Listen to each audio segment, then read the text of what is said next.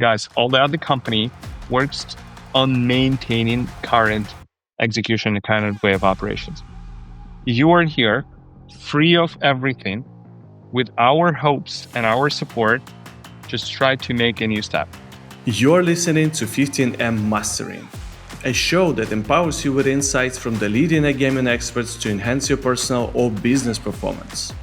The show is brought to you by tech-driven affiliate and media company Already Media, and supported by the AI-powered data analytics platform Blask. And Yo Investments, a fund manager investing in outstanding people who are disrupting the iGaming, fintech, and crypto industries. Hey everyone, and welcome back to 15M Mastery. Today we're joined by product executive, advisor, ex-CPO at Parimatch, and my ex-colleague, Serhiy Berezhnyy. Serhiy helps companies shift from service delivery to product-first thinking. In this episode, we explore how iGaming businesses can move from project work to building real product growth. Welcome. Oh, thank you very much for having me here, Dima. Nice to meet you again. Always a pleasure. You have a very deep product expertise, and we haven't had these many product conversations here, so I cannot wait to deep dive and unfold your experience. So let's start with the first question. So why do iGaming companies often struggle when switching from a service model to a product-led approach? Let me use a very interesting analogy that I recently worked and helped a company from wellness and fitness. And this is when we were discussing with you how it might be explained, I was trying to say, when a person wants to lose some weight, what actually, helping them to do that? And what actually moved them from doing some exercises to going toward the goal? Like, if I want to lose a weight, I need to change the food, change the activities, change the places, change the habits, change even sometimes friends who forced me to do that, to stay there. And at the same time, many people and companies prefer to be in a very safe place. Shifting from service-based, whatever service you've done before, technical or affiliate or marketing or whatever, it's just a responsibility for a tiny part of overall business process. You do it with excellence, you do it perfectly. But when you think what actually brings money and what actually brings the revenue, so you should add to your core processes of expertise 20 more and start thinking 2 levels up how to align all this expertise. That's why I've seen companies for example, perfect platform providers who tried to make their own operations and they failed. So that's because you should have a new expertise, new people, starting exploring new and make a lot of mistakes. And people who, get the certain level, it's very hard to come back at the beginner's level in other industries and start making mistakes and that's irritated. So I think this is the very interesting reason why that company fails. I love it. Are there any early signs that a team or a company is ready to make that shift? I don't think, and I rarely think it's happened bottom up.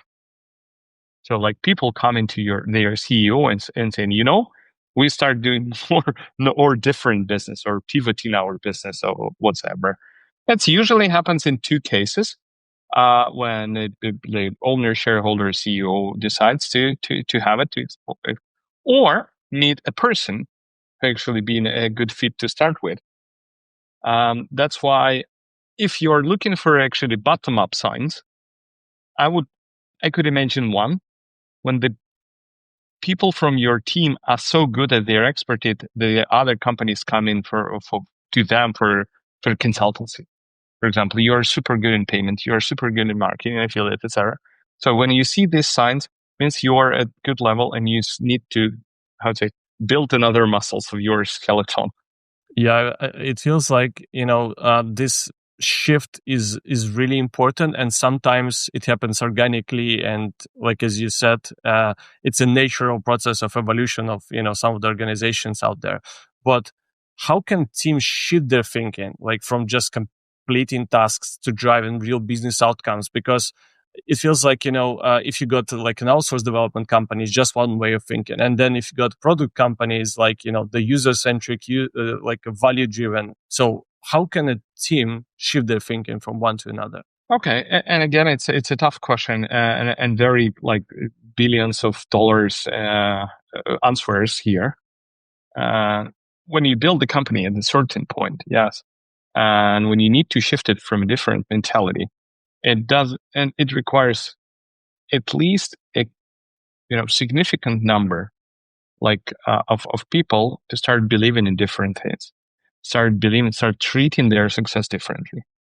And when I'm coming to say to companies to advise how to build a product or how to optimize the product things, first of all, that's a very common question from CEO shareholders. They just do what I've told them to do. They do it perfectly. They detail or they explore all the details, etc. Why don't they bring any kind of initiatives, etc.?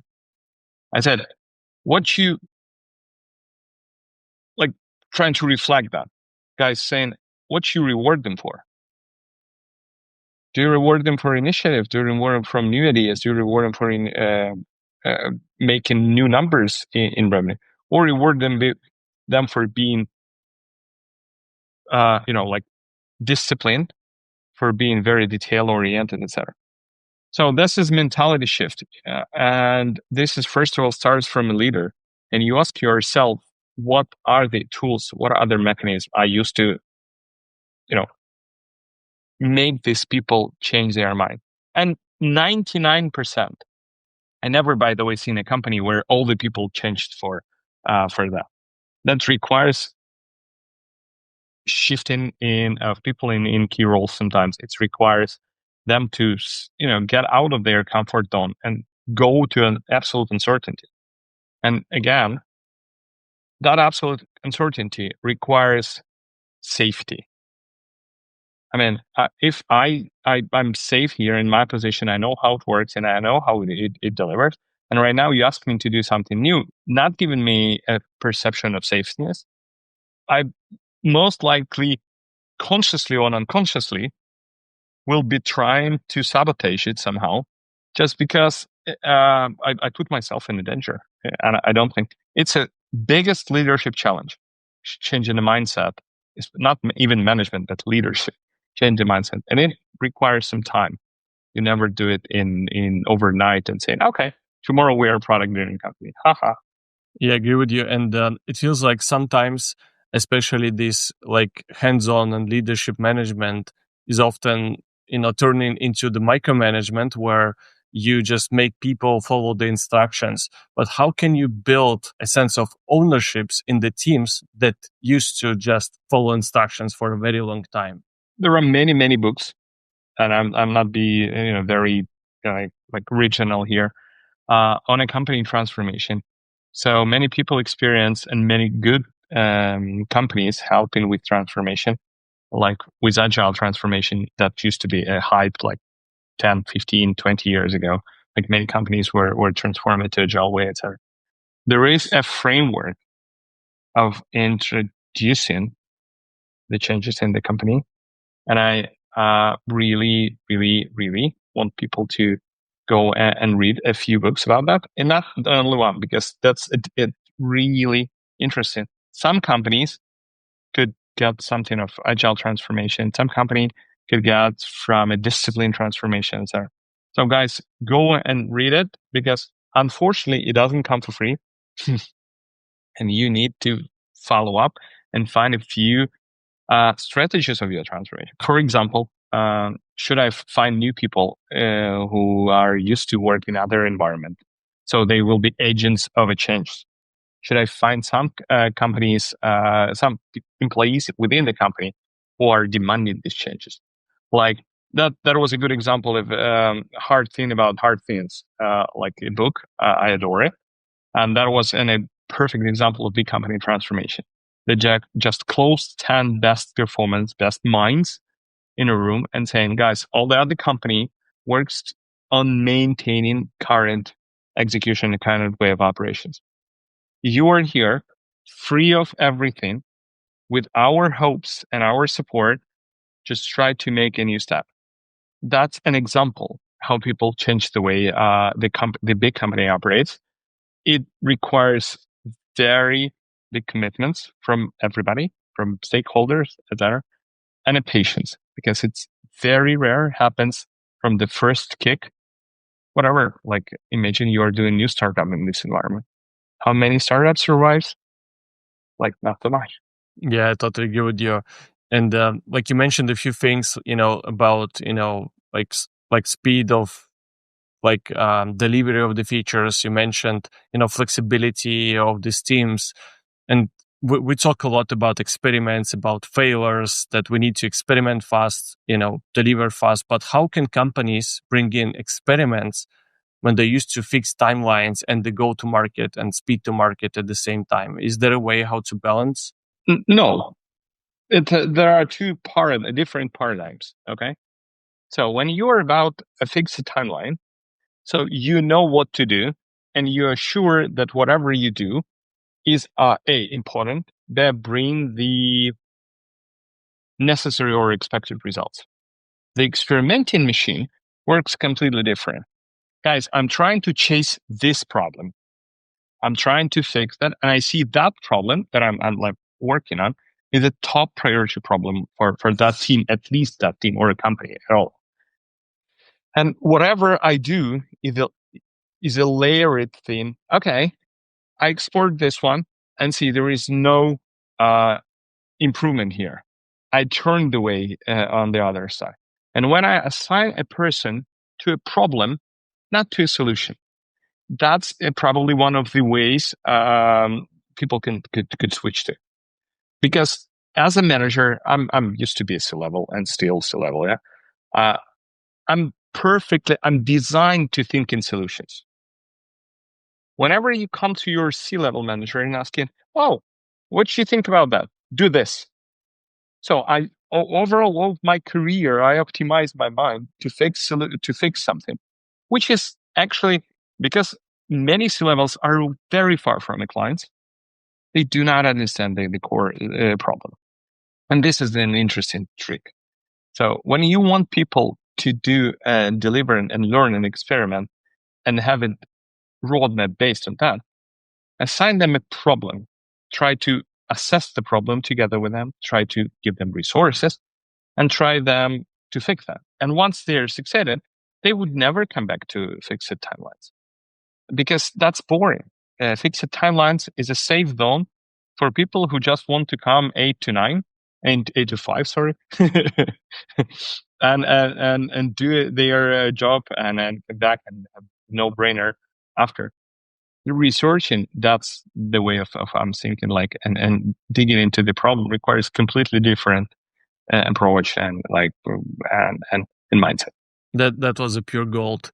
So if there is an advice which you can give to iGaming firms how to stay structured and disciplined while still becoming more product led, what this would be? I think that question is a little bit of controversial. The product led is disciplined. Product led is structured, but structured alongside different pillars or core values. So if you are asking people to say, okay, you have a timeline for delivering this, and you are responsible for delivering this, not even outcome of it. Yeah. So you delivered that feature. So what? And there is no retrospective saying, okay, guys, we spent 3 months delivering this once, and actually we have 0 clients for that. Or we have 0 feedback for that. Or we have a negative things that people do. That apart, so product led is a very disciplined. It's even more disciplined because it requires a lot of connection and building a story, a problem, a segment of people we are trying to structure, a solution, impact of that solution, version 2, version 3, version 4, to make it better till the done. Actually, that's why I'm thinking many people struggle. It's very clear and very, very like easy approach to think of terms and budgets rather than problems and things. And that's why it creates a tension. So everybody wants to be progressive, fast moving forward, etc. At the same time, okay, what we're gonna do in the next quarter, not what problem we solve, what outcomes we expect, what kind of, I don't know, clients we want to attract. We are thinking of, okay, we deliver. That's, I think, is one of the interesting things that are migrating, and I would like migrating from all industries.